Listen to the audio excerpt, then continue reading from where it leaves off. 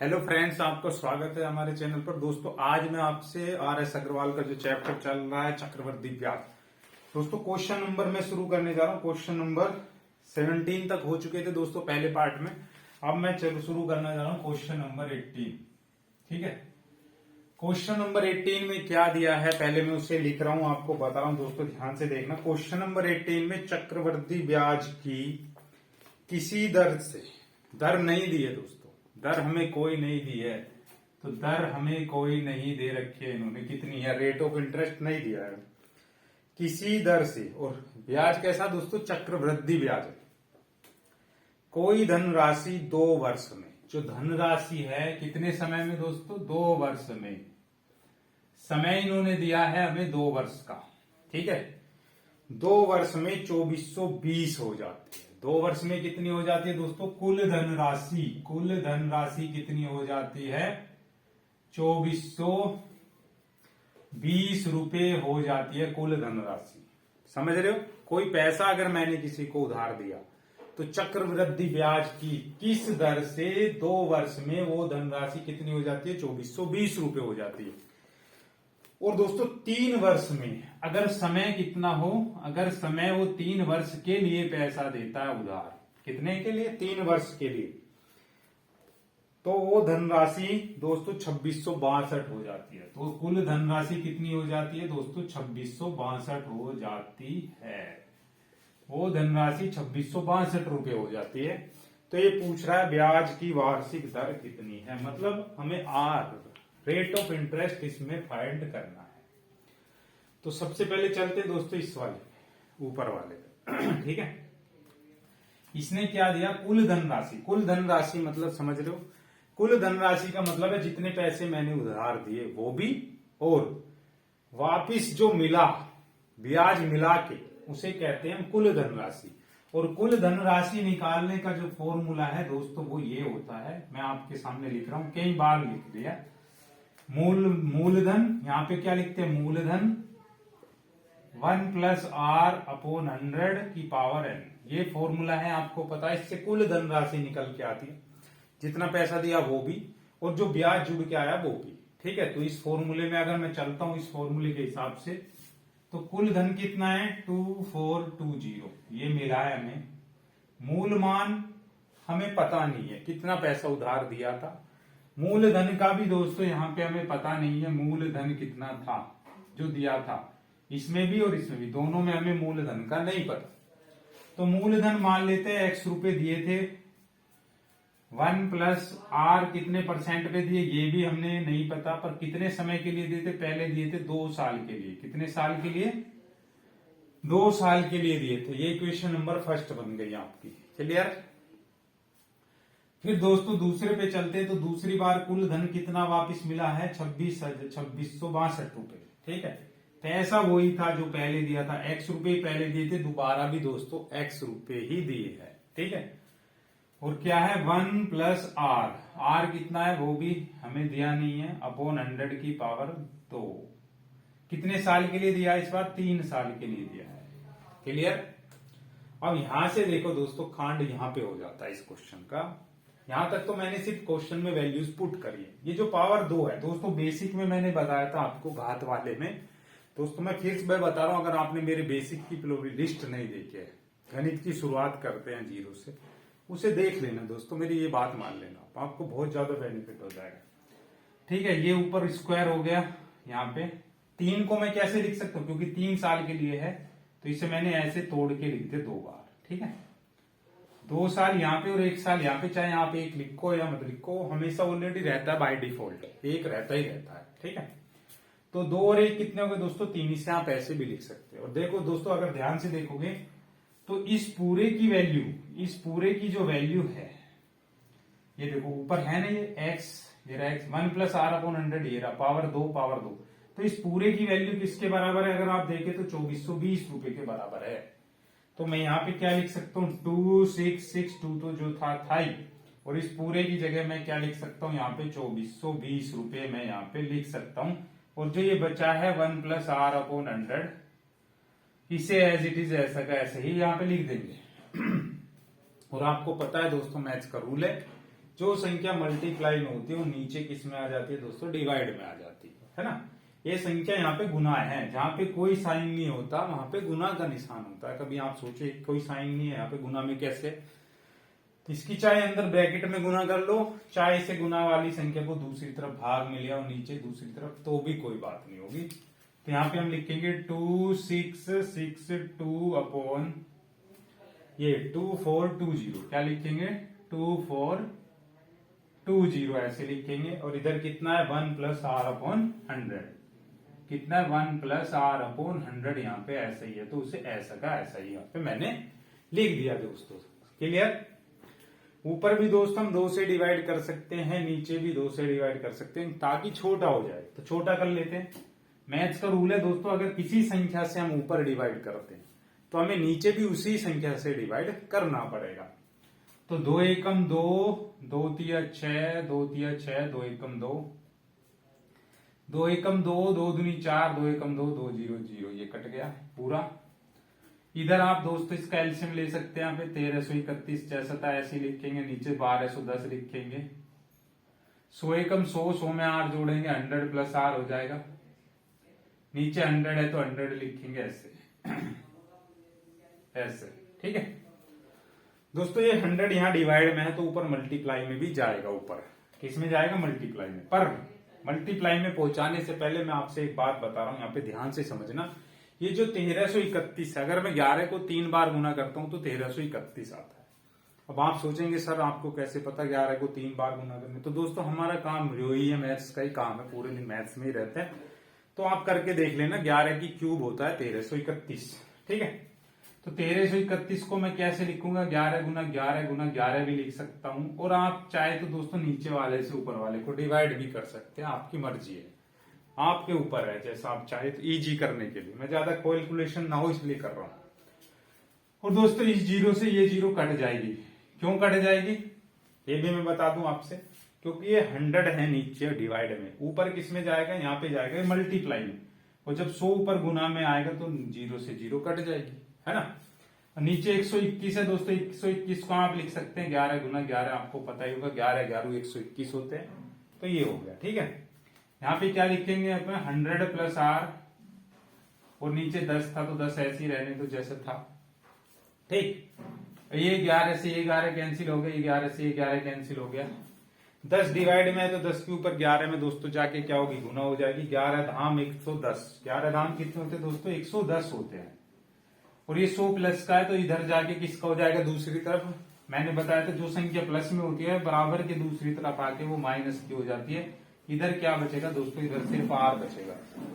110 में से 100 माइनस करा तो कितना है दोस्तों 10 आया, तो आर की वैल्यू कितनी आई दोस्तों 10%। आर की रेट ऑफ इंटरेस्ट थी, वो पूछ रहा था किस दर पर पैसा दिया जाए, तो दोस्तों कितने परसेंट पे देंगे 10% पे उसने पैसा दिया है, यही वो हमसे पूछने की कोशिश कर रहा था, ठीक है दोस्तों। वीडियो को लाइक और शेयर कर लेना दोस्तों, सब्सक्राइब करने के बाद बेल आइकन दबा लेना, ताकि जैसे भी मैं कोई नई वीडियो डालूं तो आपके पास आ जाएगी वो तुरंत, और आप देख लेना, आपका मन करता हो पढ़ने का तो, ठीक है। अब देखते हैं दोस्तों नेक्स्ट क्वेश्चन है, क्वेश्चन नंबर हमारा 19। क्वेश्चन नंबर 19 में क्या कह रहा है दोस्तों, ध्यान से देखना।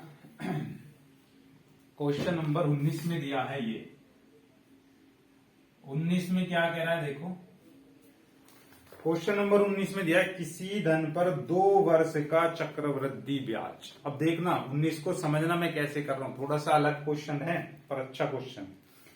किसी धन पर, धन नहीं दिया है, ये धन नहीं देते हैं दोस्तों, कई बार धन नहीं बोलते, किसी धन मान लो कितना है x रुपए दिया, ये मूलधन होता है, ठीक है। कितना होता है दोस्तों मूलधन, प्रिंसिपल कहते हैं जिसे, कैपिटल कहते हैं, ठीक है। किसी धन पर 2 वर्ष का, कितने समय का x रुपए पे समय कितना ले रहा है वो 2 वर्ष का, कितने वर्ष का समय ले रहा है 2 वर्ष, 2 वर्ष का चक्रवृद्धि ब्याज, क्या चक्रवृद्धि ब्याज, चक्रवृद्धि ब्याज कितना है दोस्तों, चक्रवृद्धि ब्याज जो है 282.15 रुपये है, कितना है 282.15 रुपये। तथा साधारण ब्याज, और जो साधारण ब्याज है दोस्तों ये भी दिया हुआ है इन्होंने, साधारण ब्याज भी मैं लिख रहा हूं, जो साधारण ब्याज है वो 270 रुपये, कितना है 270 रुपए साधारण ब्याज। ब्याज की वार्षिक दर कितनी है, ये पूछ रहा ब्याज की वार्षिक दर कितनी है, रेट ऑफ इंटरेस्ट पूछ रहा है दोस्तों। क्या पूछ रहा है, R% पूछ रहा है, रेट ऑफ इंटरेस्ट पूछ रहा है, ये ध्यान रखना। ठीक है, तो दोस्तों इस तरह का क्वेश्चन पहले भी आया था, सेम इसी तरह का है, संख्या ही चेंज हो सकती है, पर मैंने आपको कराया था 11-12 में शायद कोई सा है। तो दोस्तों साधारण ब्याज इन्होंने दे रखा है, तो साधारण ब्याज का फॉर्मूला आपको पता होगा सबको, मैंने कई बार लिखा है। साधारण ब्याज का फॉर्मूला क्या होता है, सिंपल इंटरेस्ट निकालने का फॉर्मूला होता है दोस्तों, मूलधन गुना दर गुना समय बटे 100। क्लियर है, ये यही तो फॉर्मूला होता है साधारण ब्याज का, मूलधन गुना दर गुना समय बटे 100, ये साधारण ब्याज निकालने का फॉर्मूला है। ठीक है, अब साधारण ब्याज कितना है दोस्तों, साधारण ब्याज है 270, तो यहाँ पे क्या लिखेंगे हम 270 लिख देंगे। ठीक है, और मूलधन कितना है दोस्तों, मैंने मान ला x रुपए दिए हैं, कितने रेट से दिए R%, ये हमें पता नहीं है तो R मान लेते, R रेट ऑफ इंटरेस्ट है R। और समय कितना है दोस्तों, 2 साल का समय है, अपॉन में 100 आप ऐसे लिखना जैसे दिया है क्वेश्चन में, सेम टू सेम, चलो जैसा जैसे करते हैं इजीली हो जाएगा। ठीक है, 2 से कट जाएगा दोस्तों, 2 पंजे 10 और ये 0 बची है तो 0 ऐसे लिखेंगे। और मैंने आपसे बताया है जो संख्या डिवाइड में होती है वो संख्या ऊपर किसमें जाती है दोस्तों, मल्टीप्लाई में चली जाती है। ठीक है, तो 50 की 270 में क्या हो जाएगी, इधर जाके हो जाएगी मल्टीप्लाई। उधर क्या बचेगा दोस्तों, इधर बचेगा आपका XR, क्या बचेगा XR, मूलधन गुना दर बचेगी, इनकी गुना कर लो, 5 सत्ते 35 का 5 हासिल 3, 5 दूनी 10 और 3 13, 1 0 ये बची, 1 0 ये बची, इन्हें ऐसे लगा लो, चाहे आप सिंपल गुना कर लेना, अगर ये गुना मैंने कैसे करे समझ में ना आई हो तो, जैसे गुना करते हैं वो आपको आती होगी। ये इक्वेशन नंबर बन गई फर्स्ट। क्लियर है, एक्स और आर की वैल्यू आ गई। अब क्या करना है, यहां से होता है खेल शुरू। फिर उसने हमें चक्रवृद्धि ब्याज भी दे रखा है। देखो हम चक्रवृद्धि ब्याज का फॉर्मूला क्या होता है, लिखूं क्या, कई बार मैंने लिख लिया दोस्तों, चक्रवृद्धि ब्याज। चक्रवृद्धि ब्याज क्या होता है, चक्रवृद्धि ब्याज ऐसी संख्या होती है दोस्तों, किसी को अगर मैंने x रुपए दिए और उसने जितना ब्याज है वो जोड़ के मुझे वापस दिया, ठीक है, तो उसे तो कहते हैं कुल धन। ठीक है, उसे क्या कहते हैं, कुल धन। और कुल धन में से अगर मैं अपना दिया हुआ पैसा हटा देता हूं तो क्या बचेगा, सिर्फ मेरे पे चक्रवृद्धि ब्याज बचेगा। तो कुल धन निकालने का पहले फॉर्मूला लगाता हूं, x रुपए दिए 1/1 प्लस आर, आर हमें पता नहीं है, अपॉन 100, कितने समय के लिए दिए दोस्तों, 2 साल के लिए दिए। ये तो कुल धन हो गया। अब इस कुल धन में से क्या माइनस कर देंगे हम, जो पैसा मैंने दिया था उसे हटा दूंगा, तो क्या बचेगा, फिर चक्रवृद्धि ब्याज बचेगा, कंपाउंड इंटरेस्ट बचेगा सिर्फ। ठीक है, अब चक्रवृद्धि ब्याज इन्होंने दे रखा है, तो यहाँ पे चक्रवृद्धि ब्याज की जगह क्या लिखना, 282.15, जो इन्होंने हमें दिया हुआ है, गिवन है क्वेश्चन में वैल्यू। एक्स ही रखो, जो नहीं दिया उसे ऐसे ही रखो, उससे कोई घबराने की बात नहीं है। ठीक है, इसे खोलना आता है दोस्तों आपको, a प्लस बी का होल स्क्वायर, मैंने आपको खोलना बताया कई बार कैसे ओपन करते हैं।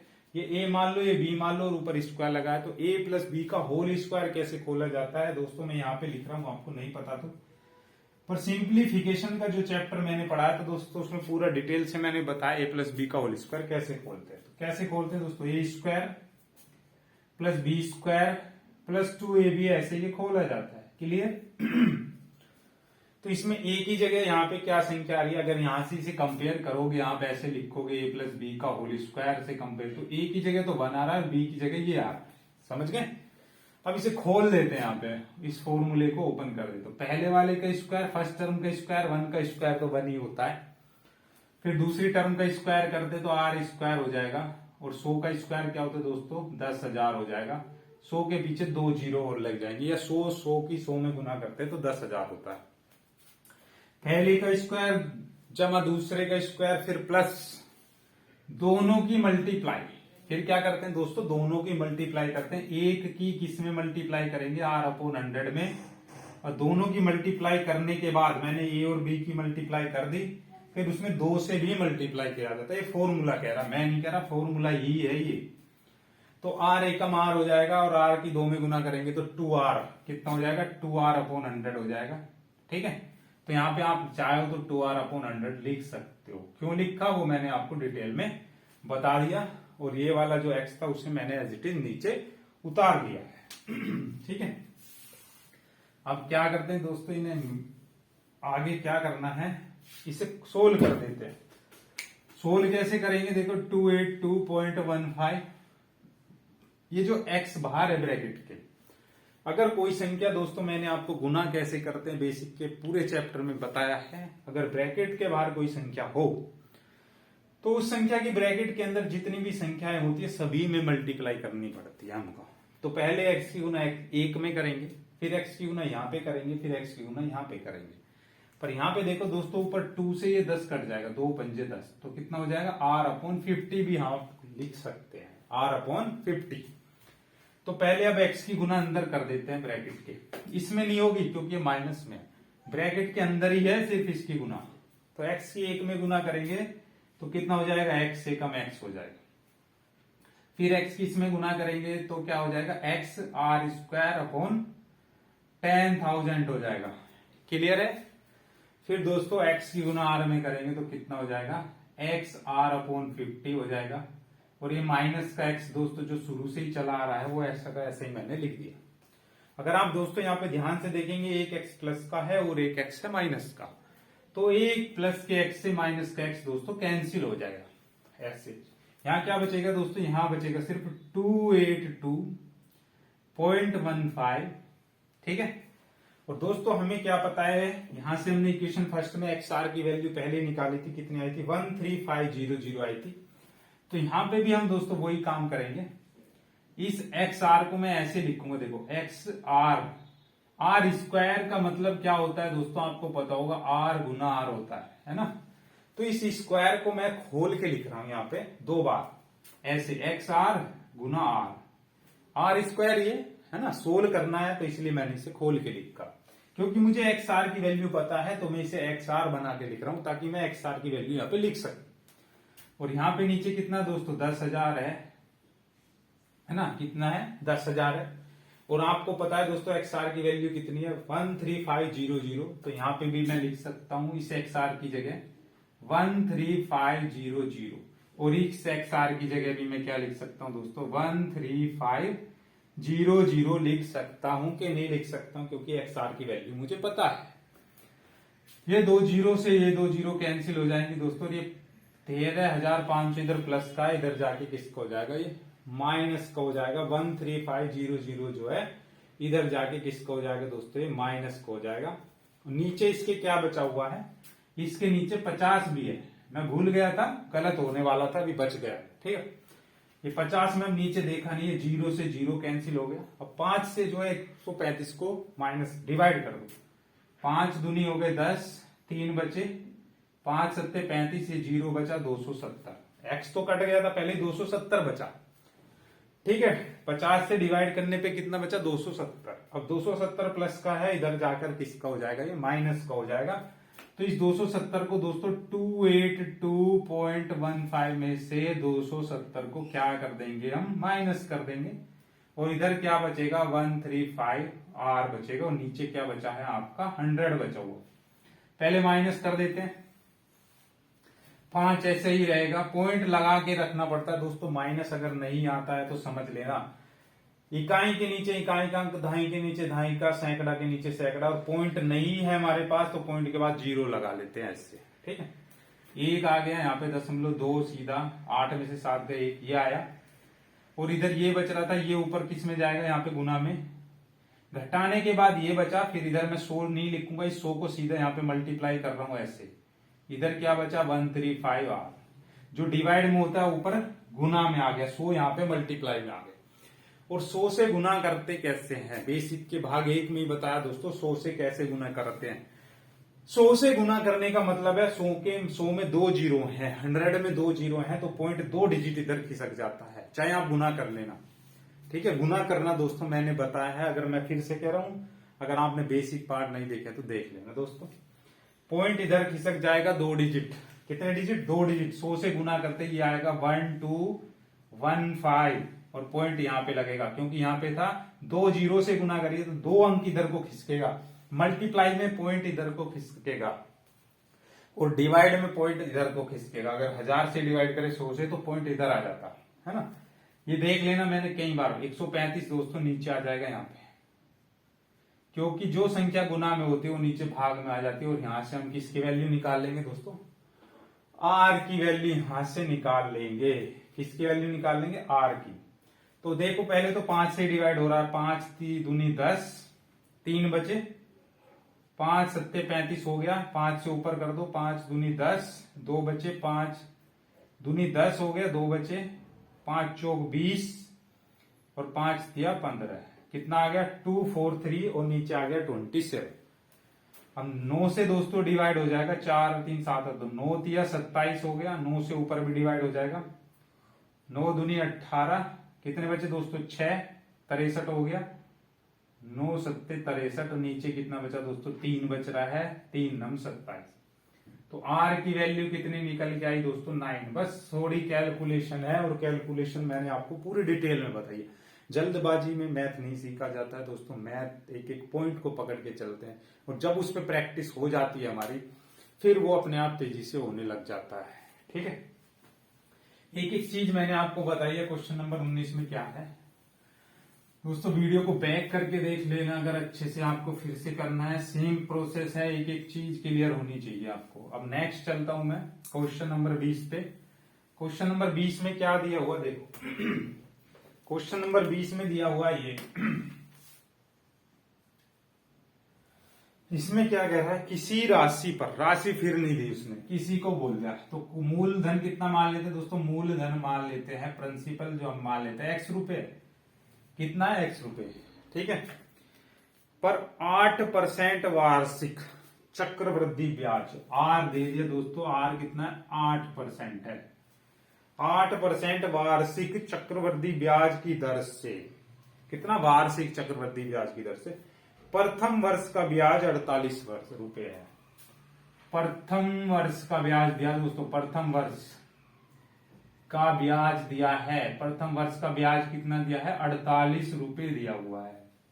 ठीक है दोस्तों, खूब मेहनत करो, खूब स्वाध्याय करो दोस्तों, खूब जीवन में आगे बढ़ो, मेहनत करो, बस यही है मूल मंत्र सफलता पाने का।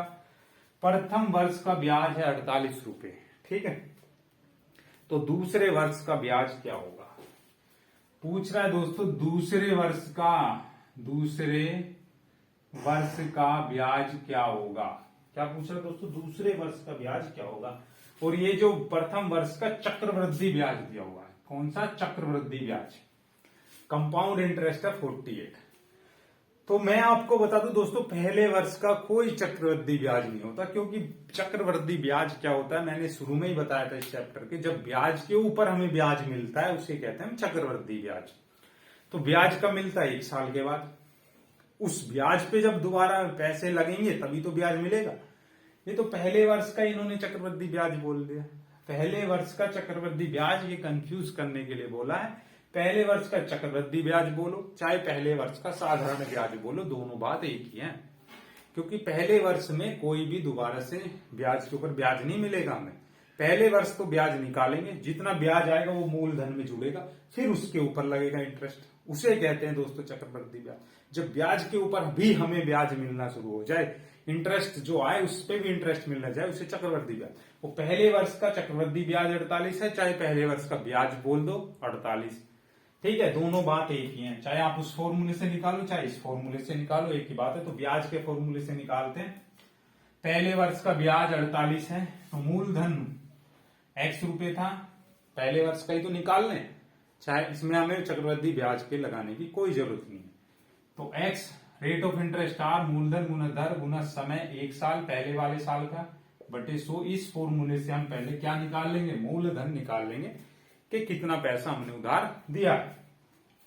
पहले यहां पे डिवाइड कर देंगे, 4 दूनी 8, 4 दूनी 8, 2 बचे, 4 पंजे हो गया 20, ठीक है। अभी 25 डिवाइड में, तो ऊपर किस में चला जाएगा दोस्तों, ऊपर चला जाएगा मल्टीप्लाई में। 48 की मल्टीप्लाई किस में हो जाएगी, 25 में हो जाएगी, और ये 2x इधर बचा हुआ है। अब 2 इधर मल्टीप्लाई में है तो नीचे किस में आएगा दोस्तों, डिवाइड में आएगा।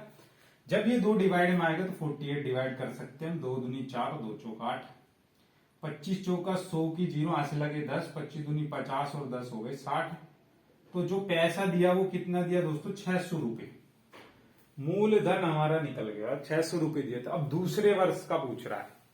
अब एक चीज याद रखना, दूसरे वर्ष का ब्याज क्या होगा ये पूछना चाह रहा है। तो इसे कैसे करना है दोस्तों, दूसरे वर्ष के लिए क्या हो जाएगा, पहले वर्ष 600 रुपए दिए, 600 वर्ष रुपए में हमें ब्याज कितना मिला, 48। अब दूसरे वर्ष का ब्याज हम जैसे निकालेंगे तो अब कितने पे निकालेंगे दोस्तों, 648। अब मूलधन हमारा कितना हो जाएगा, 648 रुपए हो जाएगा, क्योंकि हमने 600 रुपए दिए थे और पहले साल में हमें ब्याज मिला 48। अब दूसरे साल में जो पैसा हमारा मूलधन के रूप में जाएगा वो 648 रुपए जाएगा, क्योंकि हमें ब्याज के ऊपर भी ब्याज मिलेगा। तो आप सीधा साधारण ब्याज वाला फॉर्मूला ही लगा के निकाल सकते हैं कितना ब्याज मिलेगा। ठीक है, साधारण ब्याज लगा देंगे, मूलधन गुना दर कितनी 8% गुना समय कितना 1 साल, 1 साल का यहां निकल गया 1 साल, तो दूसरे साल के लिए भी 1 साल ही रहेगा, अपोन में 100। 4 दूनी 8, 4 से नीचे डिवाइड करा तो कितना है दोस्तों, 25 आया। ठीक है, अब क्या करेंगे दोस्तों, इसमें गुना कर लेते हैं पहले। क्या आएगा, 8 दूनी 16 का 6 हासिल लगा 1, 4 दूनी 8 और 1 9 और 6 दूनी 12। नीचे क्या बचा दोस्तों, 25 बचा। 25 से इसे डिवाइड कर लेते हैं। 25 पंजे 125 होता है, आपको पता है 25 पंजे 125 होता है। कितने बचे दोस्तों, यहाँ पे बचे 4। अब इसमें कितना पढ़ा चलेगा दोस्तों, 48 है, सॉरी है ना। 4 दूनी 8, 4 से करा 25, 1296 आया। 25 से क्या कर देंगे दोस्तों, इसे हम डिवाइड कर देंगे, है ना। 25 से डिवाइड कर देंगे, यहाँ पे या तो डिवाइड कर लेते हैं इसे 1296 को। कितना आया दोस्तों, 1296 को डिवाइड करने पे आ रहा है हमारा, इसे हम क्या कर लेंगे, डिवाइड कर लेंगे। ठीक है, तो ये जो है हमारा